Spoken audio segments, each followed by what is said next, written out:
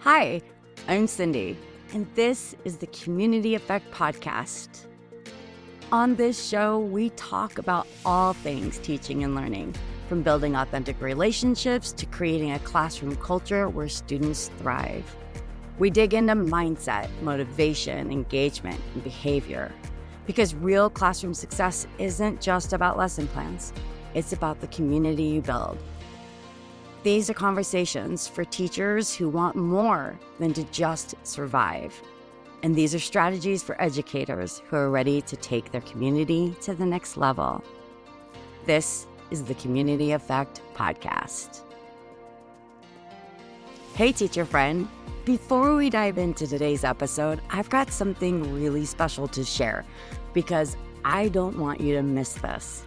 This summer, I'm hosting something that could change how you experience the entire school year. It's called the Start Strong Challenge, a 3-day live professional development experience that gives you the tools, structure, and clarity to build a classroom community that practically runs itself. This isn't your average sit and get PD. It's personal, it's practical, and it's rooted in what actually works, not theory, but real classrooms with real kids and real teachers like you. You'll walk away with a clear plan for your classroom setup, a routine teaching system that sticks, a 2-week launch map that helps you start strong and stay strong, and the confidence to lead with presence, purpose, and peace. And I'm so excited to do this along with you. It's everything I had to figure out on my own the hard way, packaged up with a bow and ready to hand over to you. So head on over to crobinsoncoaching.com and claim your seat today, because spots are limited and the doors are going to be closing soon.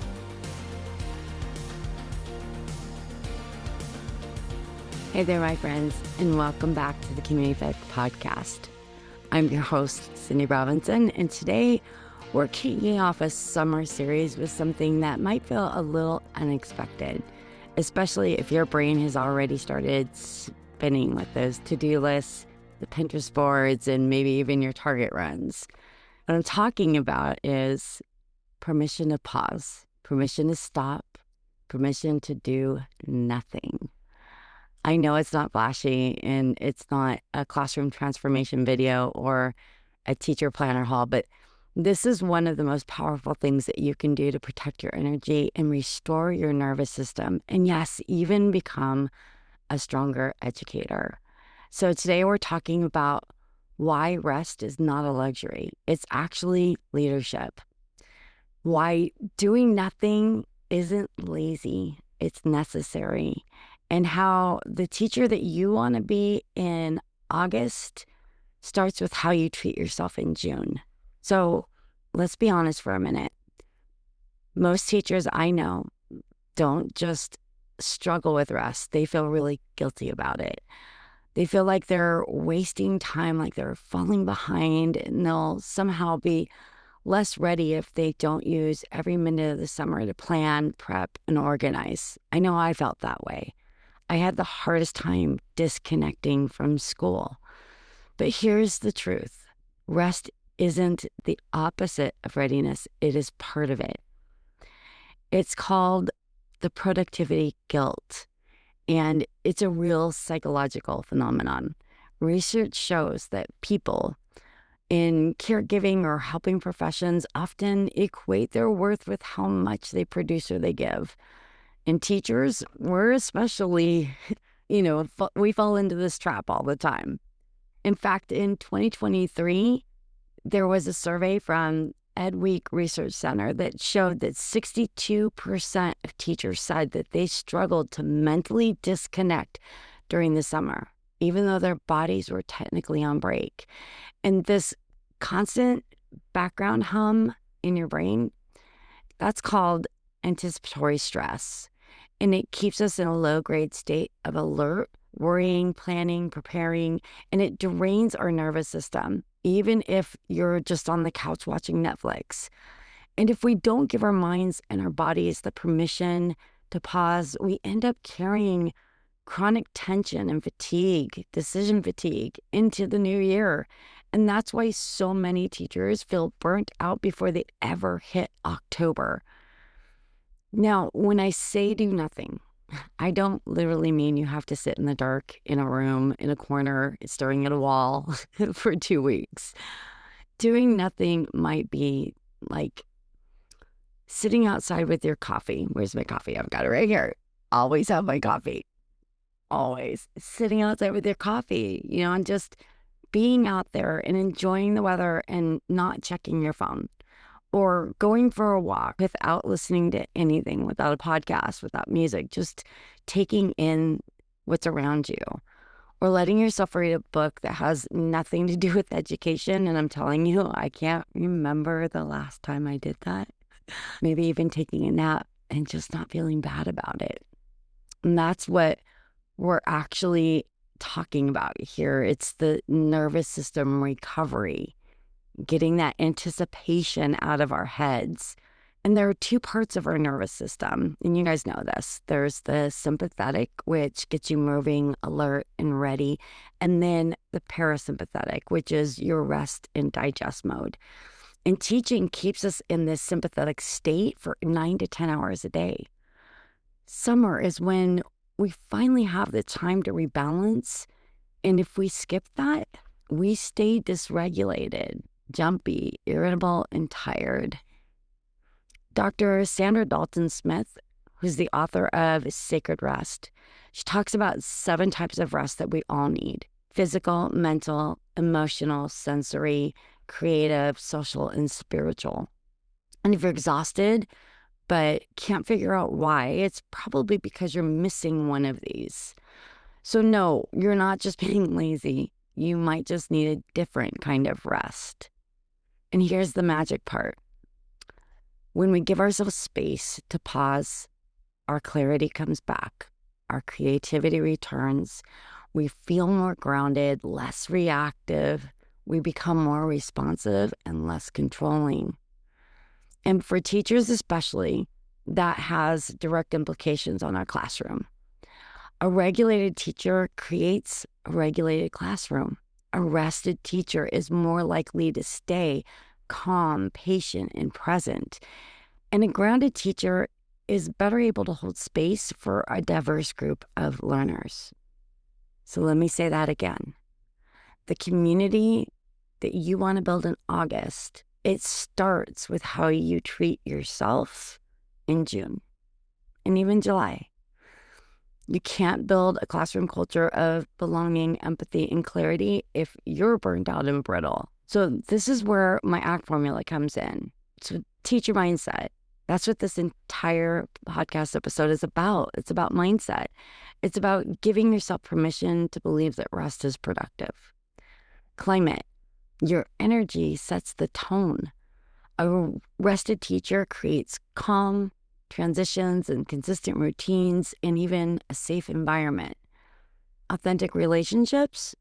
If you're irritable or reactive, relationships suffer.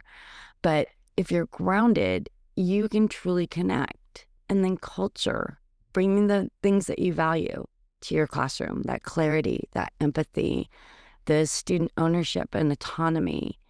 Those are shaped right now in how you live this summer. So take some time and do something for you.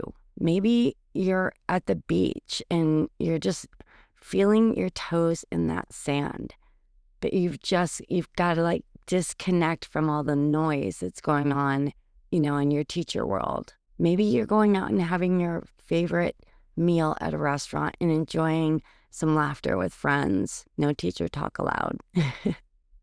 But I know that some of my best years came when I took time in the summer for myself. I put that list of 47 things that I wanted to get done kind of aside for a little bit.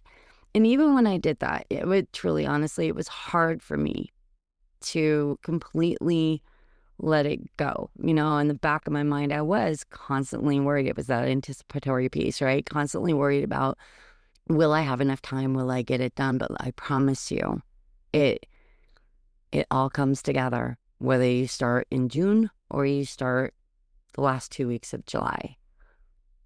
When I did those things, I was more present and I was more relaxed and more creative, and I could actually connect more easily with my students, and I didn't feel like I was always managing them. It was easier for me to build that classroom community at the beginning of the year because I had rested and I was ready to go.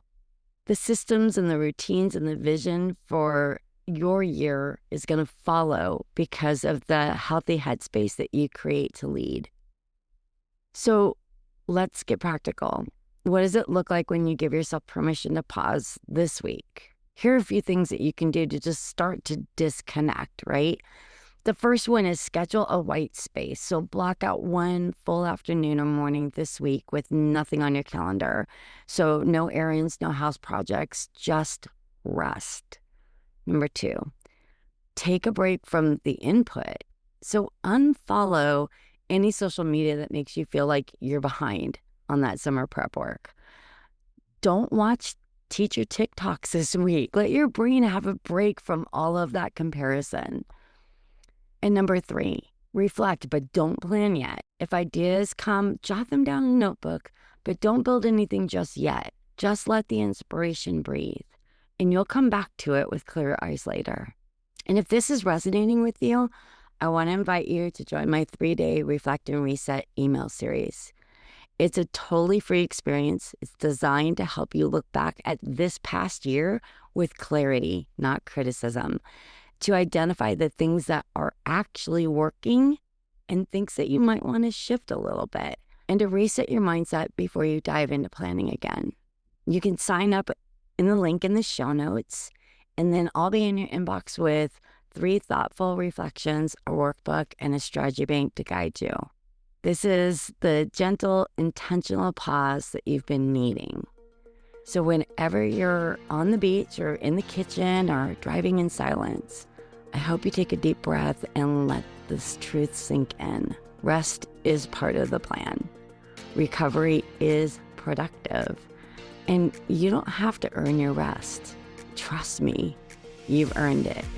Anyone who talks about the fact that teachers, only work 9 months out of the year, are you kidding me? I mean, for 30 years, I've worked 12 months out of the year, and nights and weekends. So no, you've earned your rest. You deserve it. Take it and run with it. And if no one's told you today, what you do matters. You matter. I'll see you next time on the Community Effect Podcast. Have a great day.